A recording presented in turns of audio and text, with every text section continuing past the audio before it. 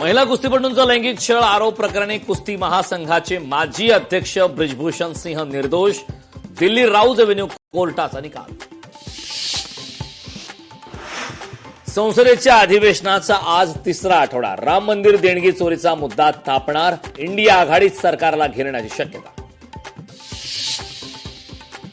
दिल्लीतील विद्यार्थ्यांवरील लाठीचार्ज प्रकरणी पोलीस कारवाईवर सर्वोच्च न्यायालयात आज सुनावणी. सरन्यायाधीश सूर्यकांत, न्यायमूर्ती जयमाल्या बागची आणि न्यायमूर्ती व्ही मोहन्ना यांच्या खंडपीठासमोर होणार सुनावणी. कर्जमुक्ती योजनेत तब्बल 94,000 शेतकरी कर्जमाफीसाठी अपात्र. प्राप्तिकर भरणारे शेतकरी कर्जमाफीसाठी अपात्र.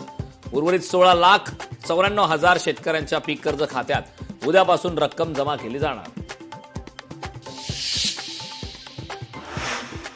चक्क लिलाव करून 2 लाखांच्या बोलीने निवडला मतदार. सातारा जिल्हा बँकेवर मतदार होण्यासाठी पैशांची बोली. कराडमध्ये घडला लोकशाहीला काळीमा फासणारा प्रकार. पाकिस्तानचा मोठा कट उधळला. राजस्थान सीमेवर मोठी कारवाई. बिकानेर सीमेवर ड्रोनद्वारे पाकिस्तानातून आलेले 50 कोटींचे ड्रग्ज आणि 11 अत्याधुनिक शस्त्रे जप्त. जुहू चौपाटीवर कचऱ्याचे साम्राज्य. 22 दिवसांपासून परिस्थिती जैसे थे. लोकशाही मराठीचा सलग 22व्या दिवशी रिअलिटी चेक.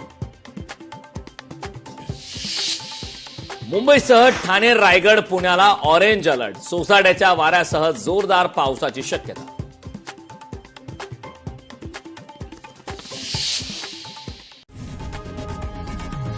लोकशाही मराठी ऐका, पहा, जागरूक रहा.